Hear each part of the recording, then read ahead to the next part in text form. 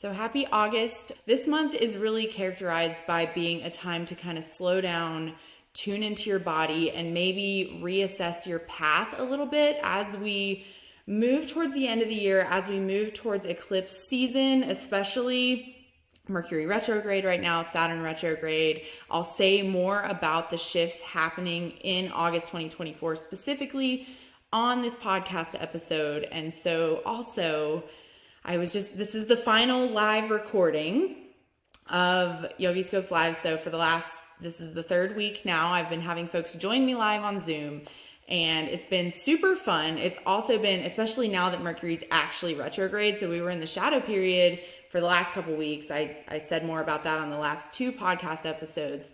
But since I've been doing this, we were in the shadow period. Now Mercury's officially retrograde, and I feel like I'm doing all the things to try to minimize like tech glitches and distractions, but they happen. I'm recording in the Mars Hill Yoga Barn, which is my new this year in-person studio, because the AC is out in my house and it is like ungodly hot in there. And so it might be a little extra echoey in here. The Wi-Fi is weird down here. So I've tried to do everything ahead of time, which I'll say more about that on this podcast episode. You might be doing something like that this month, where you're just like trying to double check things, take extra steps, because your original plan or what you might normally do might get thrown off because of all of this retrograde energy. So let's dive into what's going on in August. And of course, as always, yoga practices and journal prompts to help you better like embody the energy. So first, I'd like to extend you a warm welcome to the Yogiscopes podcast. I'm your host, Rosemary Holbrook. I am a yoga therapist and a Vedic sidereal astrologer. So all of the things that I say are happening. This is the little point of confusion for some folks, is using the sidereal zodiac, which is typically about a sign ahead, a sign behind whatever. If you're just out there on social media, out there on the internet, and you just Google like astrology, if they're not distinguishing, it's probably Western astrology, and it's probably using the tropical zodiac, which is less astronomically accurate. And so that's all I'll say about that for now. If you have questions or, want to chat more about it, I'm here for you. I have resources. If you go to yogiscopes.com and click on articles, you will find some articles that might help you start to dive into this stuff on the blog. So yeah, all the stuff I'm saying is from that sidereal perspective. And if you want to get your sidereal birth chart, your Vedic birth chart, it's going to look different than the Western chart or the tropical chart. And I have resources for that as well. Just go to yogiscopes.com/chart. There's a free calculator. There's also a free resource PDF guide worksheet thing to help you understand what you're looking at, because it can look like a foreign language at first. So let's dive into what's happening in August. Usually, just to kind of give you a rundown, this is like the, trauma-informed teacher in me. I'm like, I like to tell you where we're going before we go there, so you know what to expect. And so usually on these monthly Outlook episodes, I like to just kind of rattle off some dates, like here's what's happening. And if you're newer to astrology, that might make your head spin, and you might be like, what? I didn't just try not to like turn your ears off, especially, if you're doing something else like going for a walk or driving or doing chores, whatever. That's fine. Just like bring your brain back but some people care, but if you're newer to it, that part can kind of make your head spin and kind of make your ears turn off or tune out. So just bear with me, and then I'll get into like what that actually means. And then as always, the yoga practices and journal prompts for how to work with it, because it's one thing to kind of like know what's going on and maybe have some sense of like, oh yeah, that resonates. It's another thing to like intentionally use your yoga practice. That's the yoga therapy piece. Use your yoga practices to more like embody the energies, and use the journal prompts to see if, well, do you want to do something different? Because I should know who said this quote, because I use it all the time.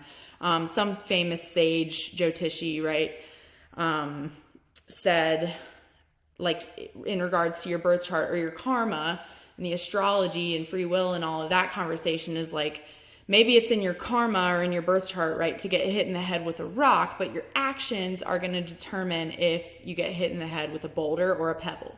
And so that's kind of what we're trying to do here, is use these yoga practices and journal prompts to make it a pebble instead of a boulder, right? And so stick around to the end. So what we've already had happen as I'm recording this, it is Wednesday, August 7th. Sometimes I get these out before the month starts. This time, talking about Mercury retrograde specifically felt more time sensitive to me. And so we've already covered that. So on Sunday, August 4th, Mercury went retrograde in Leo. And then on that same day, we had a new moon in Cancer. So I highly recommend diving into those 2 episodes and the companion blog posts on my website with the sign by signs if you haven't already. Dive into those 2 resources, because those things, that's why I went over them first, are going to have a big influence over like the vibes of this month. So when I get into the overall energies, of course they'll come back up and I'll summarize it. But if you want to go deeper with it, there's resources for you to revisit on the podcast, on yogiscopes.com, on the website. I send them out as a email newsletter on Fridays, but I also post them on the website if you go to articles. And so next thing happening, the next shift isn't until Friday, August 16th, when the sun is entering sidereal Leo. So if you're newer to astrology, or you've been paying attention to tropical astrology, Western astrology, or if you're just on the internet, they just call it astrology usually. People only distinguish when it's something other than like Vedic astrology, you know? So anyway, that happens for us that use the sidereal zodiac when I guess the Western astrologers are out there like saying it's almost Virgo season. So I'll have more to say about like this Leo season, Virgo season, whatever season kind of idea, because it comes up a lot. And so, but right now the important thing to know is that in Vedic astrology, we focus more on the moon. We call it's a lunar-based system. So we're not really putting all of this importance on the sun the way tropical astrology or Western astrology is. So the sun will enter Leo. I'll say more about that in a moment, because actually somebody that's here live with me, I was asking beforehand, I was like, you have any questions or things you want me to really focus on in this episode? And somebody mentioned the Gandanta zone and the karmic knots, the spiritual knots that I was talking about in the last couple episodes. And so as the sun moves into Leo, it will also be moving through that Gandanta zone. So I'm going to say more about what that means for you and how to work with it in your life in a moment. And then after that, we have a full moon in Aquarius. And so that's on Monday, August 19th. Shameless plug, there's still spots available in our day retreat here in the Yoga Barn on Saturday, August 17th. It runs from 11 a.m. to 5 p.m. We'll have yoga, we'll have journaling, more in depth than the journaling we do here on the podcast. I'll provide a vegan Ayurvedic lunch. We'll also have forest bathing, where you get to go out in these beautiful woods that you can't see right now, but I'm in the lovely mountains of Western North Carolina, the Blue Ridge Mountains, and go spend some mindful time in nature. It's really healing. It's really transformative, and you can still sign up Sunday, August 17th. If you just go to marshillyoga.com, you'll find it. So that's for the full moon in Aquarius. And I'll, of course, do a separate episode diving more deeply into that, particularly that specifically. But the important part right now is that Saturn is retrograding in Aquarius. And so that really affects the vibe of this month too. And then on Wednesday, August 21st, Mercury will retrograde back to Cancer. I covered that very, very in depth on the Mercury retrograde podcast episode. But basically what you need to know is that Mercury will then be moving through that Gandanta zone that we'll talk about in just a moment. The Gandanta zone, just quickly, is a time to kind of either kind of grind patterns in more deeply and kind of dig a rut or a groove more deeply, or to untie these spiritual knots. So it's really important, and you're here doing the work, if you're here listening to this podcast, it's really important to pay attention and sharpen your awareness about what things might be coming up, so that you can, if you don't intentionally choose something different, your default pattern is probably going to be cranking on that spiritual knot, we might call it, or digging the groove into a rut. Your default pattern will dig the karma deeper, basically. And if you're paying attention, which you are because you're here listening to an astrology podcast, you have a better chance at choosing something different if that's what you want to do. It might be that you don't, right? But yeah, just keep paying attention, keep listening, keep sharpening your awareness, and you'll be all right. And then the next thing happening is on Saturday, August 24th, Venus enters Virgo. And so right after that, I'm going to talk about these things, two things together right now. On Monday, August 26th, Mars enters Gemini. And so then when Mars is in Gemini, so not right at the moment when Venus moves into Virgo, but when Mars moves to Gemini, it will then be aspecting Venus. And Venus in Virgo is considered debilitated. And of course, I will say more about that because y'all know I don't like fear-based language, and debilitated sounds a little scary. And it will be conjunct with Ketu. And this is right where the eclipses are happening, is on the Virgo and Pisces axis sidereally. So that's the thing, I want to keep making that caveat because people on YouTube will correct me. And so that's the important part that you need to know, is that sidereally, we're talking about the eclipses in September and early October will be on the Virgo and Pisces axis. Venus will be there, late August into September. Venus is debilitated in Virgo. That sounds super scary. It's with Ketu. Of course, I have some ideas of how you can make it less scary, so just keep listening. And then when Mars enters Gemini, it will then be aspecting that conjunction of Venus and Ketu in Virgo. And also, Mars will then soon after that, well, not that soon, it's October, but Mars will enter the shadow period, basically the space where it's going to retrograde later in the year. So that's been a big topic this year. Probably the biggest thing that I've been watching personally, or maybe worrying about, may or may not be the right way to describe that. But at the end of the year, like around the time of our presidential inauguration in the US next year, January of 2025, and so late this year, Mars will be retrograding in Cancer. So around the time of election season here in the US, which we all know is very heated already this year especially, Mars will move to its sign of debilitation of Cancer. And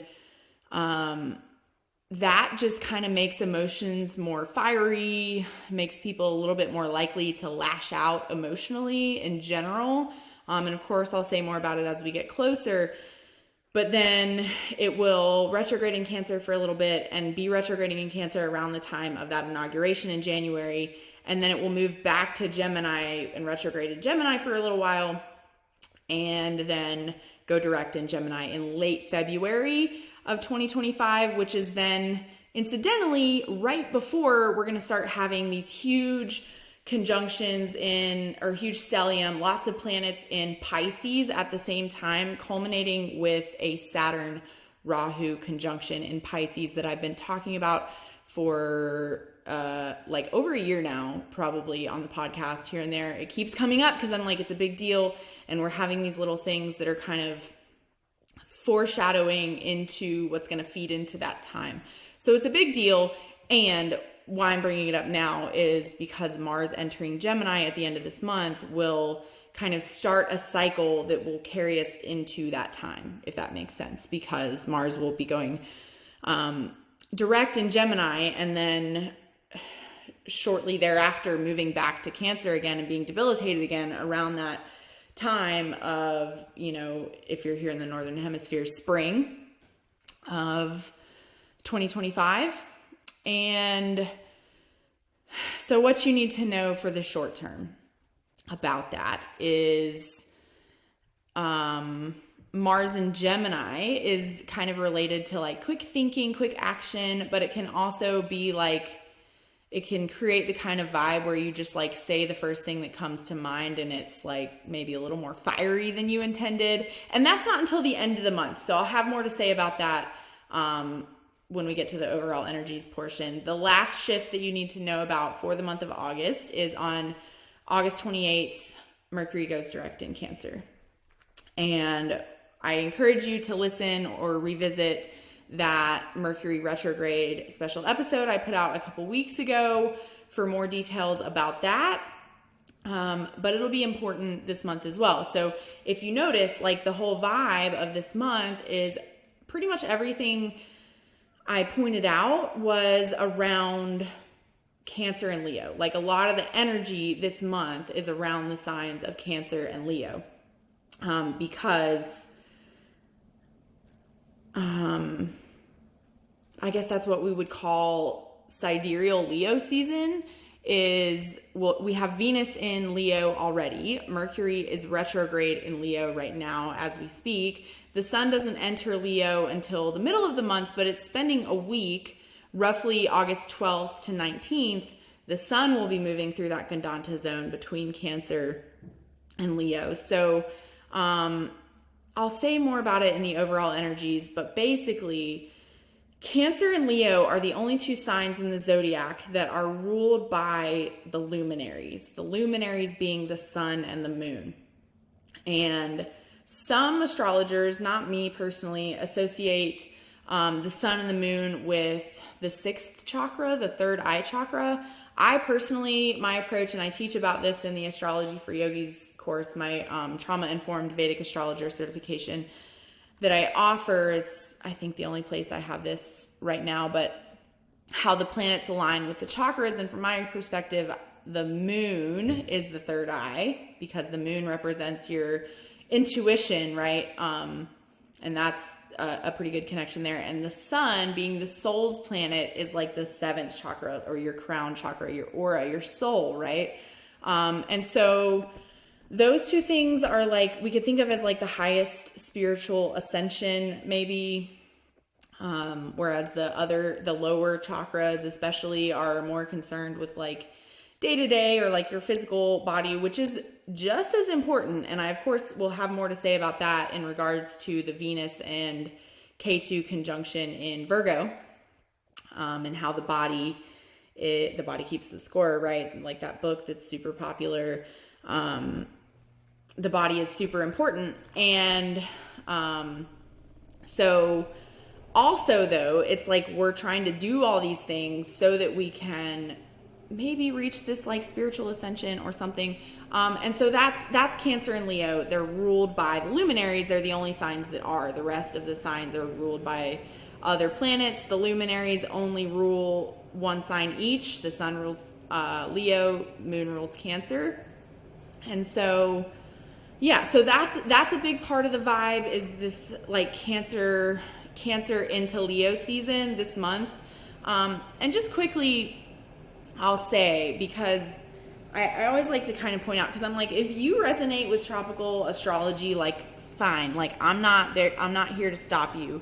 But some people may be more on the fence or more unsure of like which system resonates more, right, with you individually. And so what I just want to call your attention to is, I think it's around the 20th, 21st, 22nd or so, that when the sun moves signs in the tropical system, I can't remember. I want to say it's the 21st of every month, or the 21st to the 20th or something. It's around there. And so just consider if August in general feels like we're moving into Virgo season, which is very like getting back to routine, getting back to health practices, maybe daily routine, that kind of thing. I like to think of it as like getting your shit together energy, is like Virgo season. It's very like back to school vibes. Or is August more of this like reveling in stuff that's like maybe more slow, maybe more soul filling, right? Like that connection to the sun.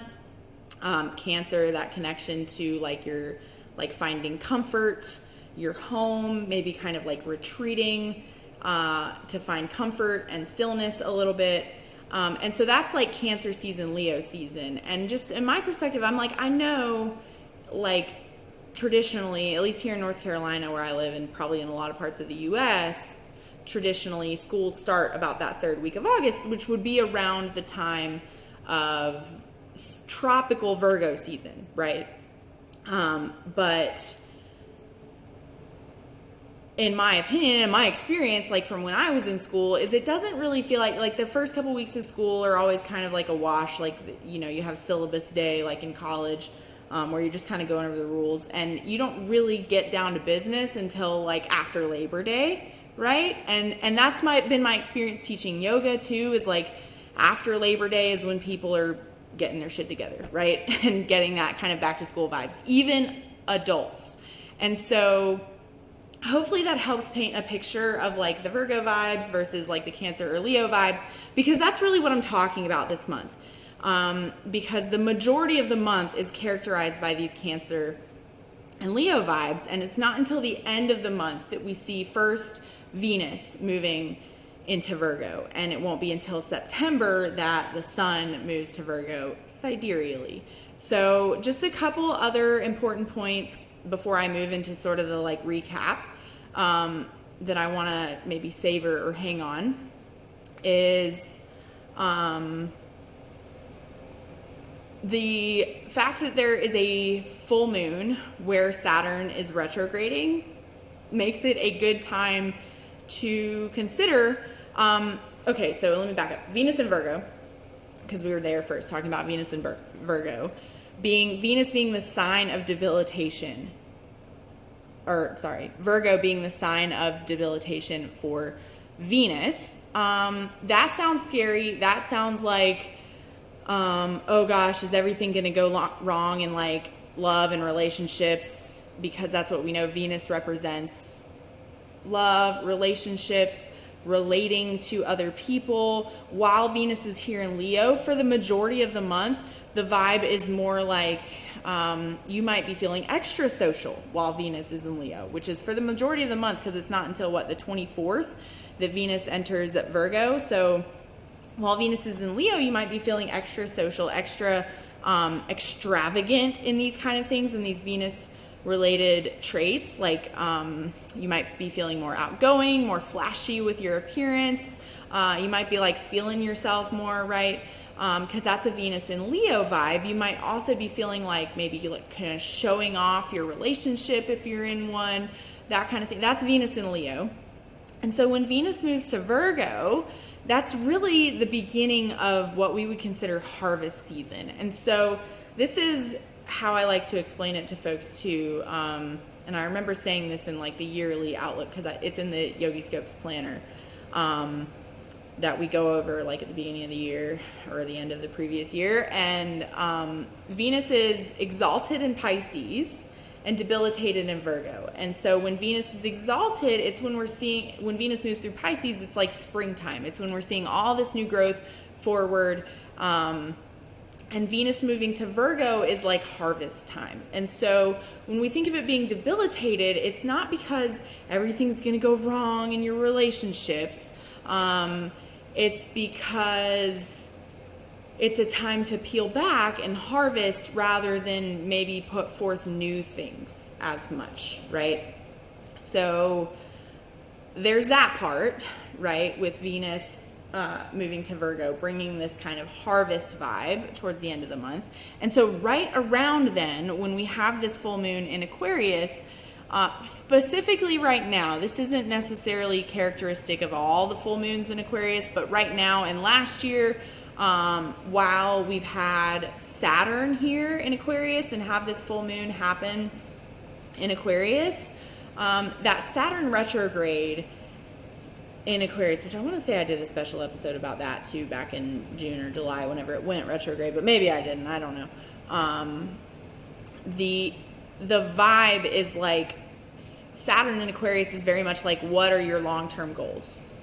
And what are your daily habits? Like, how are your daily habits like bringing you closer to those long-term goals or not? And so the full moon in Aquarius is a time to maybe release the habits or goals or pursuits or ways of being that are no longer serving those long-term goals, for the purpose of bringing you more in line with those long-term goals or with your dharma.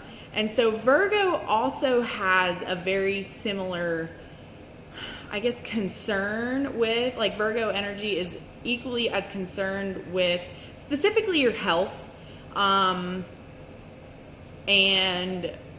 your, like, how your day-to-day habits are either contributing to or detracting from that health. And so Saturn in Aquarius, Saturn is also very much habits and how that's getting you closer to or further away where you want to go.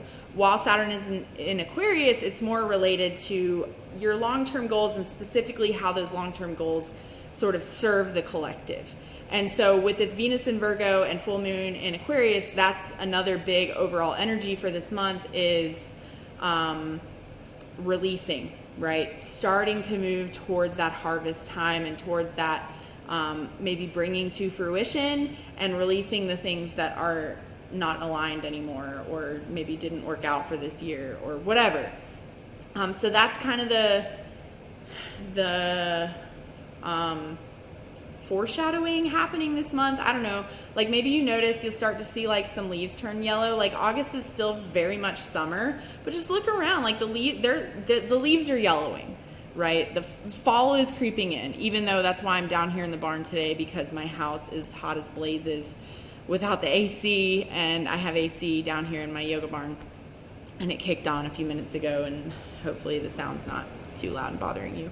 But then the other thing, I hope I covered the Gandanta zone enough. And now I want to say more about Venus with Ketu conjunction. So I've talked about Venus in Virgo, and that's Venus in Virgo in general. But right now, specifically, Ketu is there, which doesn't happen always. Ketu actually takes 18 years before it comes back to a sign, because it's in a sign for 18 months. And so, to go through all of the signs, that takes 18 years. And so with Venus with Ketu, now we've thought about what Venus in Virgo means. Venus specifically and Virgo specifically. Now let's think of what happens when we add Ketu to the mix. And so Ketu is the body of a snake without a head. It's the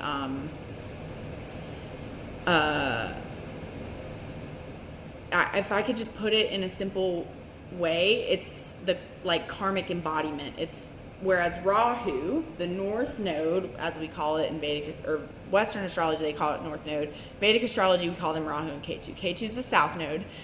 Rahu is the head without a body. So they were one. There's a whole story about it. They were once, one snake, and they got severed. And Rahu is the head without a body. And so I guess it just points to the importance of like needing both. Like the head without a body we take in the majority of our sensory information from our head, like our sight, our sound, our smell, our taste, and it's all processed in the head. Our brain makes this story or this interpretation from all of our sensory information, but our body has to do our digestion. So anything that we take in with our mouth, the body is responsible for. In fact, the gut there's a statistic out there that says like your gut is responsible for like 90% of the serotonin that your body produces. So the gut brain axis is very real. Like your gut does influence your brain. And so K2 is more of that gut feeling, more of that embodiment, and like, what is your body telling you without your sensory input clouding that, right? And so the way we might think of that from a yoga perspective is Ketu is very related to pratyahara, that sense withdrawal, and turning your awareness instead to your sensory experience. In Peter Levine's framework, the guy who wrote Waking the Tiger, and some other books, he kind of coined the term, I believe he did, or popularized the term felt sense. So Ketu is very related to your felt sense and somatics, right? And so and so the scary part, I guess, is for folks, we often hear Ketu represents detachment, or Ketu is cutting. It will cut you away from things. And so when we're pairing Venus, which is responsible for relationships, luxury, that sense of feeling luxurious within yourself, right? And we pair that with Ketu, who is like very like spiritual nomad vibes, detached from the world vibes, is like the vibe of Ketu. And we think of those words of like detachment and cutting away. The surface level interpretation is like, oh gosh, am I going to get cut away from my relationships? Well, Venus and Ketu conjoin every year. Every year. It happens because Venus moves through all the signs every year. And so there are relationships that last like multiple years. So it doesn't have to mean like divorce or losing your relationship or whatever. That's kind of the thing of like the boulder or the pebble, like which one are you going to get hit in the head with? Like, what are you going to do about it? And I've had this conversation with one of my students before that was like, she felt like her relationship was like coming up on a period because of things like this that looked like it might signify divorce. And I'm like, no, it signifies a period of disconnection. And that disconnection can lead to divorce, right? Or it cannot. You can do something about it. And so that same thing applies with Venus and Ketu conjoined in Virgo. Virgo brings that vibe of like health and habits. And it's like maybe you're not feeling so good in your body, or maybe you are feeling detached from that sense of like luxuriating in your body, maybe, or maybe you tap into somatics, which I'll get into in the yoga practices, so that you can tap into that connection. And so the same applies for relationships. So somatic work is going to be big. It's going to be kind of the antidote to that feeling of disconnection from Venus things, from Virgo things, right? If that makes sense. So I'll say more about it in the yoga practices section. And then I'll reiterate the Gandanta zone thing just because I feel like I kind of covered it, but just in case, before I get into what it's a good month for, bad month for, and your yoga practices and journal prompts to finish this off, as all these planets move through the Gandanta zone, which is the last few degrees of Cancer, the last few degrees of any water sign, which Cancer is a water sign, through the first few degrees of any fire sign. Leo is a fire sign. So as these planets, as they do multiple times a year, move from water signs to fire signs, move through the Gandanta zone, if you're not paying close attention, if you're not heightening your awareness and having self-awareness, which is what you're doing by listening to an astrology podcast, so I promise you're good. If you're into this and you keep following that pursuit and that curiosity, you're doing the thing with the awareness that I'm talking about, so you're okay. But if you're not paying attention, it is likely that you will be presented with opportunities to either double down on the pattern, the karma, right, that's not serving you, or to do the hard thing and choose something different to what we would say like release that karma or untie that knot. And so revisit the Mercury Retrograde episode if you want to hear more about that specifically, because that's pretty in-depth. But with the sun transiting there, so this next week, August 12th to 19th, the sun will be transiting from Cancer to Leo, specifically moving on, I believe it was the 16th. I said, this is why I say them at the beginning, because I'm like, if you want to know, here it is. I'm saying it now. You can write it down, whatever. Because I don't keep them in my head either. That's why I make the planner, so that it doesn't have to live in my head. I can just always have it because I've got better use for that brain space than just memorizing dates. And I hope you do too, which is why I do it that way, make the resources that I do. So anyway, on that day that the sun moves, much like we saw with Mercury, we saw a big tech glitch because Mercury, a tech glitch that impacted travel. That was a very like Mercury retrograde thing to happen. So with the sun moving through the Gandanta zone, the sun doesn't ever go retrograde, so that's not a factor here. But the sun is related to authority, to government, right? That kind of thing. And so Leo happens to be Donald Trump's ascendant. So, and I talked about that a little bit, I think, on the Mercury retrograde episode.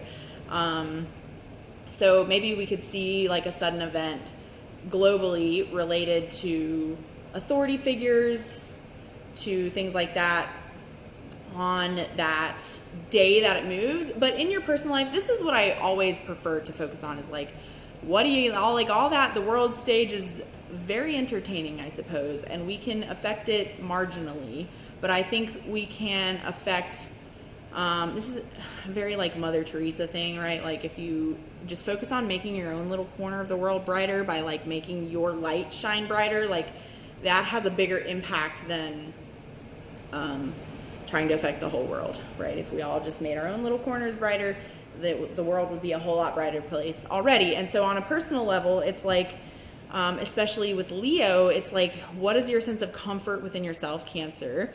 And then moving that into self-expression, can you consider that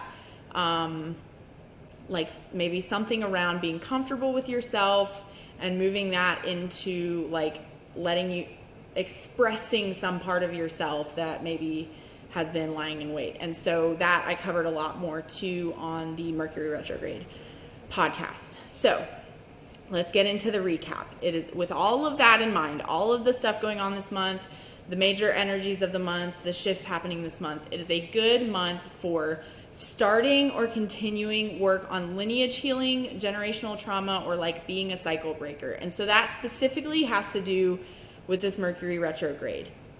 And a big theme of it is nervous system regulation. Do you come from a long line of dysregulated people? That really sounded like the intro to an infomercial. Like, do you come from a long line of dysregulated people? You might be entitled to compensation.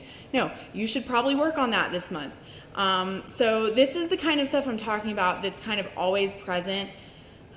This came up actually in our Q&A after the podcast last week, is like, the D9, which is, we might call the soul's progression divisional chart, is like this idea that you will be presented with new karmas to work through in your life. And there's a good chance that maybe you go to therapy, maybe you do personal work around some of the karmas you were born with, some of the karmas that show up in your birth chart, but they're the kind of lessons that keep presenting themselves over and over again. And so the stuff that's showing up in your birth chart, that's also very related to lineage healing and generational trauma, because your ancestors are largely responsible for the hand you've been dealt in your life, aka what shows up in your birth chart. And so working on it while Mercury is retrograde will reverberate beyond this month, beyond this Mercury retrograde, and especially as we move into eclipse season next month, which I'll have more to say about in the coming weeks. It's also a good month for somatic trauma healing. So not just intellectualizing this stuff, but seeing really where it lands in the body. And honestly, like, shameless plug again, like, this is what I specialize in, y'all. This is like what I went to yoga therapy school for. This is what I do. So I'm happy to help with that. But also just finding a somatic practitioner in your area or something can help, or just diving into that, like, where is that stuff landing in the body. It's also a good time with Mercury retrograde, double checking everything. Like I mentioned, I was like just making, because I'm in this different place because my AC is out, this thing happened, and so I'm being extra careful to try and prevent mishaps with my podcast recording. So double check stuff like that for yourself this whole month. And also it's a good month for clearing and making space, whether that's like mentally, emotionally, physically, digitally, the kind of stuff that we used to do in the Mercury retrograde challenge. If you ever participated in that, I didn't run it this time. I might bring it back. Let me know if you want me to bring it back. Maybe I will, maybe I won't, who knows? But that kind of thing, like decluttering, just making space, organizing, reorganizing. And so then with that as well is this sort of harvest vibe starting to move in, starting to peel back, shed. Think about your harvest for the year in regards to that Venus in Virgo, in regards to the full moon in Aquarius with the Saturn retrograde. And so also just touching on that thing with the luminaries I mentioned before, it's time to like tap into your like soul shine, right? So August, this is a quote I heard, it's like August is like the Sunday of summer. So can you kind of like savor on it and like tap into that sort of sweet soul self-care feeling? Like that's the Cancer and Leo vibe that I was talking about. And so it's a bad month for having a sharp or cutting tongue. So really like think before you speak, tap into nervous system regulation practices. And so that's related to the Mercury retrograde. That's also related to, especially once Mars moves to Gemini. That's not nearly till the end of the month. It's like the 26th or something. I don't know. I said it. It was back there. You can find it. And then it's also a bad month for taking action before, like acting on a whim, if that makes sense. So Mars in Gemini brings this like quick thinking vibe, but especially while it's overlapping just for a couple days with Mercury retrograde, just think before you act. But then once Mars does move into Gemini and Mercury goes direct, which will then be after the 28th, I believe, is when Mercury goes direct, then that quick action and quick thinking will totally be supported. But that's not until the end. So the great majority of the month is like, just chill out. Remember that feelings aren't facts, and maybe think twice before you act.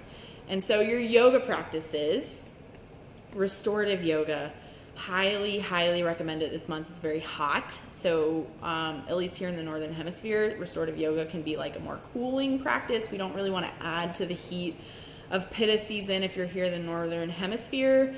And restorative yoga has a specific focus, I would say more so than yin yoga, for example, on nervous system regulation and relaxing. So that's great for this Mercury retrograde. It will also, at least the way I teach restorative yoga, which is on Sunday nights at 6 p.m. if you're in the Asheville area and want to come, at the Mars Hill Yoga Barn. It's somatic, the way I teach it. It's not always somatic, but just facilitating that awareness of sensations and of how things are landing in the body. Restorative yoga is a great container to explore that. And then somatic movement, which is the newest buzzword, is somatic movement. And somatic movement isn't like a certain sequence, like Ashtanga yoga is a sequence, right? Somatic movement is so restorative can be somatic, a flow class can be somatic, and both of those things can equally be not somatic. What makes it somatic is that focus on the awareness of sensations and awareness of where things are landing in the body. And so it's also a good month for your yoga practices, heart opening practices, because Cancer is sort of this heart, this like breast, chest area, heart area. And so also just tapping into kind of like the Venus vibes, tapping into that self-love, just heart opening all month. And then it's good for grounding practices. So maybe it's not restorative yoga, maybe it's something else that makes you feel grounded, emotionally grounded, from a nervous system perspective. And as we start to move into Vata season, which is coming soon, and move into eclipse season, grounding will just be extra important. And Saturn retrograde can also be ungrounding. So here's your journal prompts. And after, I promised I would have a special announcement, so I'm going to leave this on the podcast recording too, so that will go out live Friday, but the folks live get the first access to this special announcement, I'll say, after the journal prompts. So 1, what does emotional security mean, and how can I cultivate more of it in my life? So that's just a kind of reiteration of the Mercury retrograde and new moon in Cancer journal prompts vibe that we were going over then. Number 2, what intentions do I want to set around my home, family, and personal life? Especially consider, this is related to that generational healing thing I was talking about, how this may differ from like whatever home and family life looked like to you growing up, and what do you want to integrate or what do you want to leave behind? Can you get really clear about that? Like, was your home a really peaceful place or was it not, right? And then number 3, what have I accomplished so far this year and what am I most proud of? Like, really celebrate your wins. And then what habits or beliefs are no longer serving your long-term goals?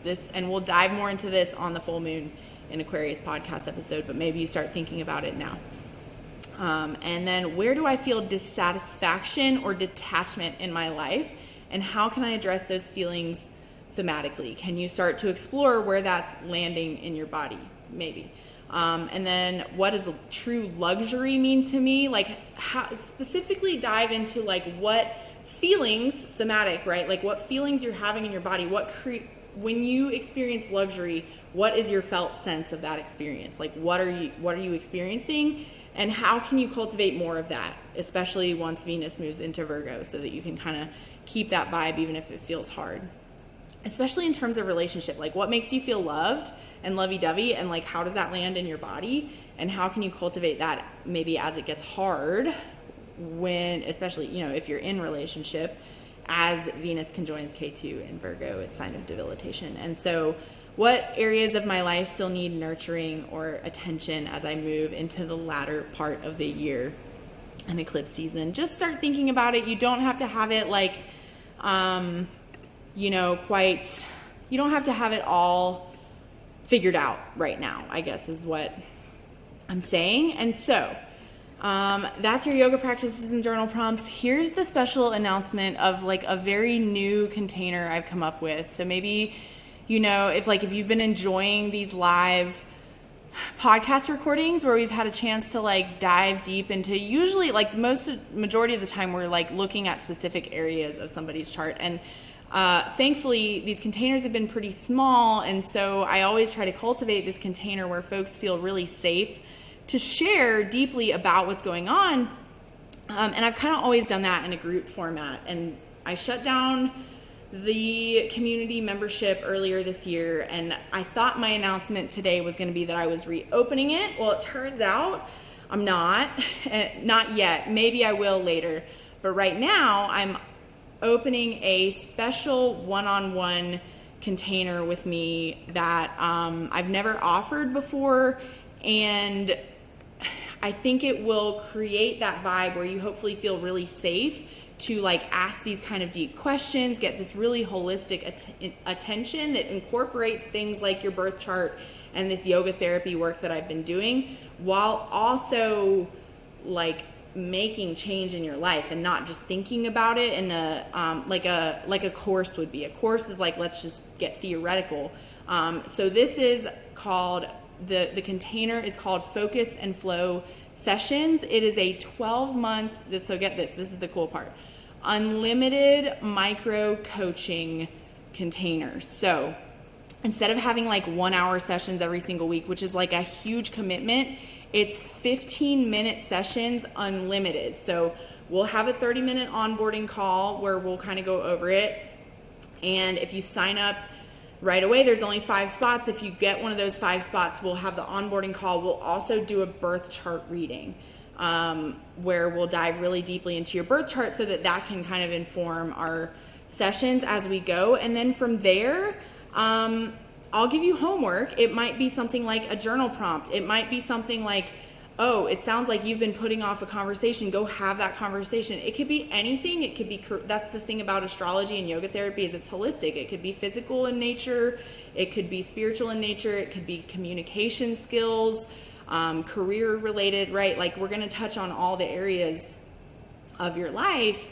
And you'll just have these little bite-sized homework things to do. And as soon as you do that, you book again with me. So that could be later the same day. It could take you a week. It could take you a few days, like whatever, unlimited.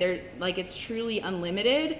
And so let me just think of any more specific details I want to share on the podcast. Is basically what people have told me is that astrology feels really overwhelming. We all are clearly into this and we want to like apply it to our life, but it can get really heady. It can get really cerebral.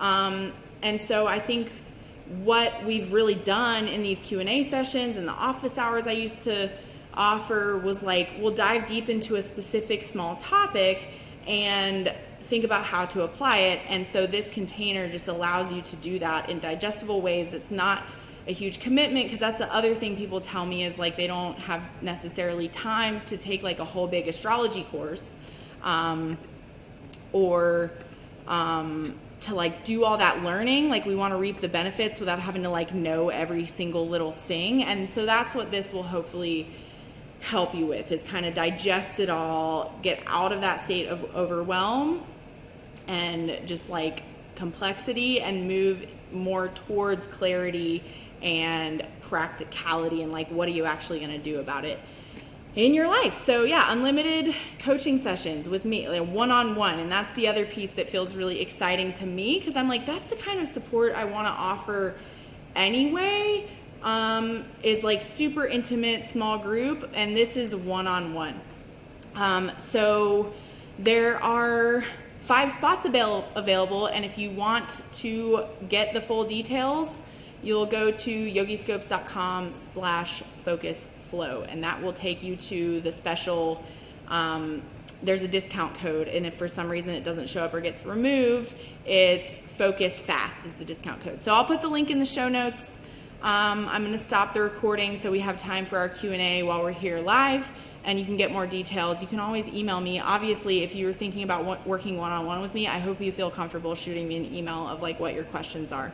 So please remember to keep your feet on the ground, your head in the stars, and stay in the light. Until next time.